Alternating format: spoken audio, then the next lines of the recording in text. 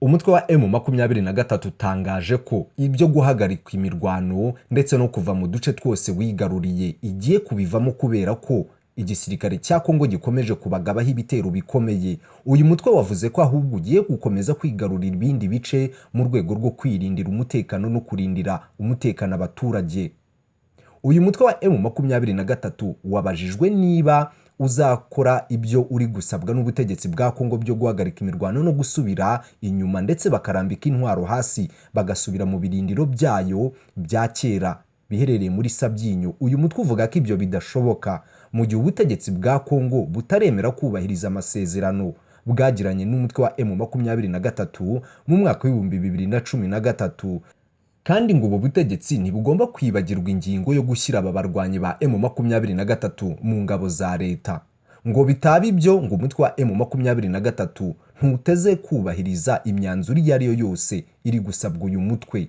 Ku rundi ruhande, abayobozi batandukanye muri Repubulika Iharanira Demokarasi ya Kongo ndetse n'abanyekongo muri rusange bakomeje guhata igitutu perezida wa Repubulika Iharanira Demokarasi ya Kongo Antoine Felix Tshisekedi bamusaba kwegura akava ku butegetsi kubera ko kuyobora Kongo ngo byamunaniwe bitewe n'uko M23 ikomeje kugenda yigarurira ubutaka bw'iki gihugu. Bongeyeho ko Repubulika Iharanira Demokarasi ya Kongo iri mu kangaratete kubera Antoine Felix Tshisekedi, perezida uyobora iki gihugu, wananiwe guhashya umutwe wa M23. Nyamara ngo ajya ku butegetsi mu mwaka w'ibihumbi 2019, ikintu cya mbere yari yemereye abakongomani ngo cyari uguhangana n'imitwe yitwaje intwaro ndetse no kugarura amahoro n'umutekano mu burasirazuba bw'iki gihugu. Ku rundi ruhande, hatahuwe amakuru mpamo kuri FARDC yari yavuze ko abasirikare b'u Burundi bagabweho igitero gikomeye n'umutwe wa M23, aho Njike Kayiko, umuvugizi wa guverineri w'intara y'Amajyaruguru, yari yavuze ko ibitero byarashwemo ibisasu biremereye byo mu bwoko bwa Morutsiye biri hagati ya 82 n'120. Avuga ko ibi bisasu ngo byangije ibintu byinshi. Aya makuru yaje kunyomozwa bikomeye na CP Colonel Biyereke, umuvugizi w'igisirikare cy'u Burundi. Aya ni amakuru ngiye kuba nkugezeho 5 kuri 5. Wifuza kuzajya uhora ubona ama updates tuba twabateguriye, icyo usabwa no gukora subscribe ndetse ugakana no kuri ako kamenyetso k'inzogera kugira ngo ujye ubasha kuba uwa mbere mu kubona inkuru tugenda tubagezaho 5 kuri 5. Reka n'abatindiye dutangirane n'iyi nkuru. Nubwo abategetsi batandukanye n'abayobozi b'ingabo muri Kongo bakomeje gusaba umutwe wa M23 guhagarika imirwano ndetse no kuva mu duce twose uyu mutwe wigaruriye, kuri ubu abayobozi ba M23 bo bavuga ko badateze kuva muri utwo duce uko byagenda kose, mu gihe igisirikare cya Kongo FARDC ndetse n'abafatanyabikorwa bacyo bakomeje kugaba ibitero ku mutwe wa M23.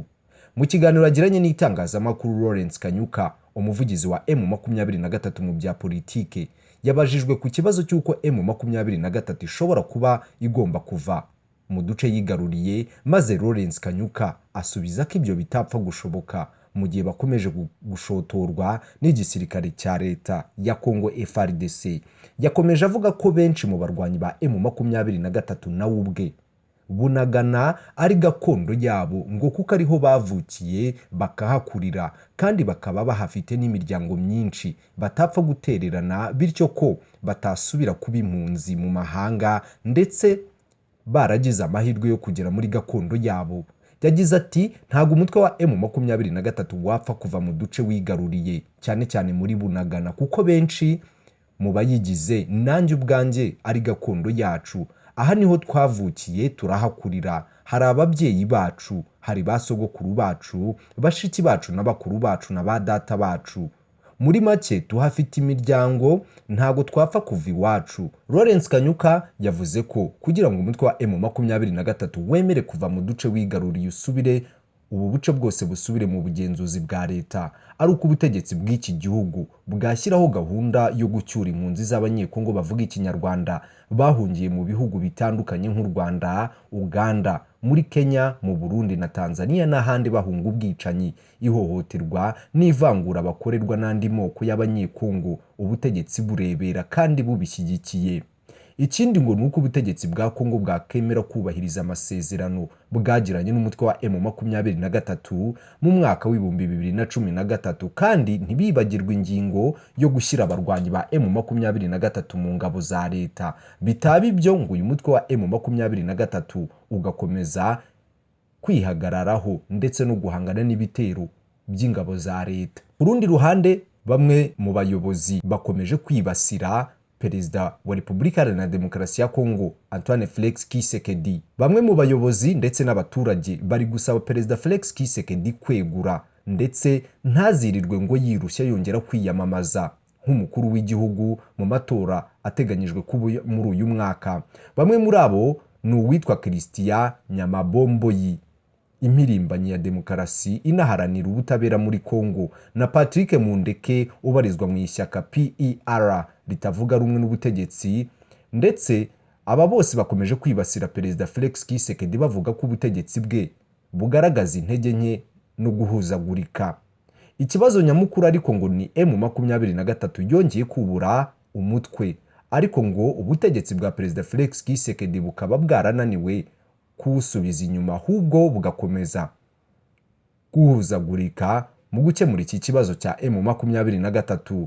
Bakomeza bavuga ko ubwo Perezida Tshisekedi yatorerwaga kuyobora Kongo mu mwaka w'ibihumbi 2019, ikintu cya mbere yari yemereye abakongomani ari ukugarura amahoro n'umutekano mu burasirazuba bw'iki gihugu no kurandura imitwe yose yitwaje intwaro, ariko ngo bikaba byaramunaniye, ahubwo iyo mitwe ikaba iri kurushaho kongera ubukana, harimo n'uyu mutwe wa M23 ukomeje kugenda ukubita inshuro igisirikare cya Kongo FARDC, ari nako uyu mutwe ugenda wigarurira ibice byinshi bitandukanye muri Kivu y'Amajyaruguru. Ibi ngo nibyo bahurizaho n'abandi bakongomani benshi bashaka ko Perezida Tshisekedi yakwegura atiriwe agerageza amatora azaba muri uyu mwaka, kuko ngo ubutegetsi bwe bugaragaza imbaraga nkeya no guhuzagurika. Ku rundi ruhande, hatahuwe amakuru mpamo kuri FARDC yavuze ko abasirikare b'u Burundi bagabweho igitero n'umutwe wa M23 nyuma y'uko igisirikare cya Repubulika Iharanira Demokarasi ya Kongo FARDC gitangaje ko umutwe wa M23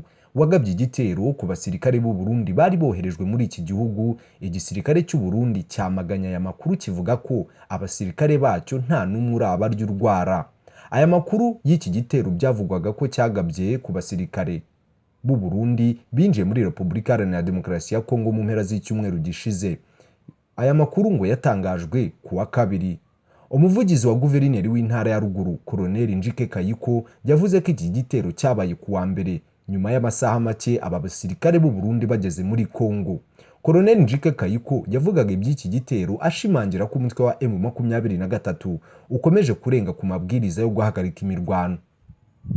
Njike Kayiko yari yagize ati, ibi bitero byarashwemo ibisasu biremereye bya Moritier biri hagati ya 82 n'120. Ibi bisasu ngo byangije ibintu byinshi. Umuvugizi w'igisirikare cy'u Burundi CP Colonel Biyereke yanyomoje aya makuru yari yatangajwe na FARDC avuga ko icyo gitero kitabayeho. Ubwo yahakanaga iby'iki gitero, FARDC yari yavuze ko cyagabwe n'umutwe wa M23 bahanganye mu mirwano. CP Colonel Biyereke yavuze ko icyo gitero kitigeze kibaho, kandi bavuga ko ingabo z'u Burundi nta kibazo na kimwe barahura nacyo. Abasirikare b'u Burundi 100 baherutse kujya muri Repubulika Iharanira Demokarasi ya Kongo, aho bagiye mu butumwa bw'umuryango wa Afurika y'Iburasirazuba mu gutanga umusanzu mu guhashya imitwe yitwaje intwaro iri mu burasirazuba bwa Kongo. Mu mirwano ihanganishije igisirikare cya Kongo FARDC n'umutwe wa M23, impande zombi zakunze kwitana ba mwana, aho FARDC ikomeje kuvuga ko igabwaho ibitero n'uyu mutwe, mu gihe M23 nayo ivuga ko irwana ari uko yagabweho igitero n'igisirikare cya Kongo. Ngayo nguko rero, aya ni amakuru akomeje kugenda aturuka muri Repubulika Iharanira Demokarasi ya Kongo, akomeje kubera intambara idasanzwe iri guhuza umutwe wa M23 n'igisirikare cya Kongo FARDC. Wifuza kuzajya uhora ubona ama updates tuba twabateguriye, icyo usabwa no gukora subscribe ndetse ugakanda no kuri ako kamenyetso k'inzogera kugira ngo ujye ubasha kuba uwa mbere mu kubona inkuru tugenda tubagezaho 5 kuri 5.